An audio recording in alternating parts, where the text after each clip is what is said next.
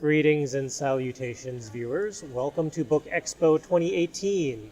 We are here for another author interview.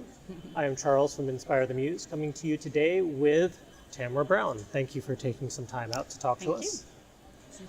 We are hoping to learn a bit about your upcoming books and just what they're all about. Okay. The first book that I have out with Waldorf right now is a coloring book, and it's called Alex and Amy's Great Adventures. And it's based off of my niece, and I drew her a coloring book for a Christmas present, actually, when she was a young girl. And when I decided that I wanted to do that, publish it, I redid it, and I added a little boy in there because it would be, for a greater audience to have a boy and a girl in it. And they go on great adventures. They do swim in the local pool, they visit Grandma and Grandpa on the farm, they learn how to milk a cow, they feed the chickens, all these kind of things. And it also, what makes it different than other coloring books is it has a story in it. So it has a rhyming story along the bottom that takes the kids through it on their adventures. Very cool. So that I like that, mention that makes it different than any other coloring book. And it will come with a little pack of crayons. Nice. Which makes it nice. So it'll be nice, I think, for people to pick up if they're on road trips or something like that, and they can be able to have crayons on with it. That'll be available. It's available for pre-order right now at Waldorf or Amazon, but it will be released in November. And then I have a book that will be released next year called Do You Believe in Angels? And it's a book about adoption. My sister adopted a little girl who's biracial, and it's about her asking her mother if she believes in angels and how she responds to that question. And so the whole book is reminding the little girl that angels are all around us. And even though you can't see them, they're around us in how they are around us every day. While you play, when you're sick, when you're mad, when you're sad. And in the end, then she tells her, I should give it away, but in the end, she tells her that she's her special angel that was sent from heaven because she was adopted. And that was the most unselfish act that the biological mother could do, and that she is lucky to have two moms. And then the other books I have are a series. It's called Herman the Mouse, and they tell good morals. The first one is just Herman the Mouse, and he learns to problem solve. And he learns that even though people are different, or his friends on the farm are different, he lives in a little red barn on the hill, and all his farm animal friends. And even though everyone is different, everyone can be friends. Nice. And he finds cheese in a mousetrap in the barn, and he has to figure out how to get it because his mama and papa mouse have never had cheese in a long time, and they want it. So he has to figure out how to get it, and he's very, very smart. And what I base that on is that my oldest son is very smart, had a hard time in school because he was very smart, got picked on a lot because he was very smart. So my mouse has glasses, and he comes up with a plan, and sort of like Rube Goldberg machines. Nice. And comes up with that plan to get the cheese out of the trap. But he ends up getting caught in the trap. Oh dear. And so one of the neat things I learned along the way when I was reading this to some classrooms is little kids around me can be noisy and fidgety. But when I get to that part where Herman gets caught in the trap, boom, I got everybody's attention. And they're all looking at the book, wanting to know how he's going to get out of the trap.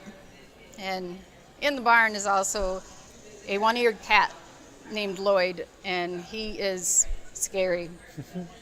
But he heard the mousetrap, he sees him, he's coming after him, and so they all want to know how this is going to end, and I'm not going to give that away. No, fair enough. Then in book 2, Herman gets a baby brother. Oh dear. And he doesn't want a baby brother, and all the other animals, it's spring on the farm, and all the other animals are having babies. they're too noisy, they're too messy, he's sure glad it's just me. Then he gets home, and what does he see in the corner of the room is a baby in his room, and a baby mouse, and he thought it was just me. So then you learn what happens there and how he deals with that. And so it's about acceptance and sharing and love, and how mom has enough love for more than just him. Very So nice. it teaches a lesson. And I also illustrated all those books. Oh, wow. And that's sort of my passion, is illustrating. And I also illustrated other books for Waldorf and working on other books for Waldorf. Very cool. What was your creative process like bringing all of these books to life? I've had Herman the Mouse stories roaming around in my brain for a long time. I've always liked mice, whether my mother liked it or not, for some reason. And she let me have pet hamsters, but never mice. So I had these stories written down for years. I went to college for illustration, but then there was no work for illustration in my small town. My small town is only 3,000 people. And so I worked for 16 years in a hospital as a surgical technician. Huh. But when I retired, I thought, now, and I had my first grandson, now would be a perfect time to go back to illustrating. And so I just decided to sit down and write it and draw some pictures. And when I got done, I thought, what the heck, I'll try to publish it. And it just went over Nice. really well. So That's I did it for great. my grandson. It was for him. And then the second one for my second grandson. Yeah. Very nice. Were there any surprises you found along the way to bringing these to publication? Yes, the color. Being an artist, working in color is, a huge deal. Yeah. And working in color with versus with screens when you're working with computers. I'm a traditional artist, I don't work with computers. I do everything traditionally with watercolors and colored pencils. So when you look at that, you're dealing with RGB color like you would Yep. see on TV. When you're working with print on paper, you're working with CMYK. So I did not know that when I had already did all 32 to 40 illustrations. Oh, dear. And then I send that into the publisher and they print it. It doesn't look anything like my illustrations. Yeah. You lose layers and layers of color. So then you have to keep that in mind when you illustrate and make your colors bolder, different yellows, different blues.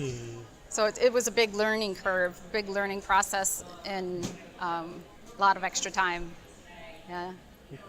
Yeah, that's something that a lot of illustrators or authors have come up against, not realizing RGB versus CMYK, they are not a one-to-one match. No. Yeah. Almost never. No. So don't be afraid to paint bold because it's not going to look like that once you put it on paper. Yeah. Go big or go home, basically. Right. Yeah. Don't be afraid to go bold. Yeah. And for our viewers out there, where can they learn more about these books and pre-order them when they're available? They can go to my website, and it's just www.hermanthemouse.com, or to Waldorf Publishing for the coloring book.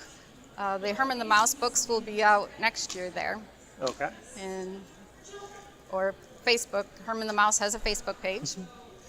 Ask questions whenever I read at a school or somewhere. I tell the kids, Herman the Mouse is on Facebook. You can go on there and ask him questions, and he'll answer you. Really? That Herman the Mouse? Yeah.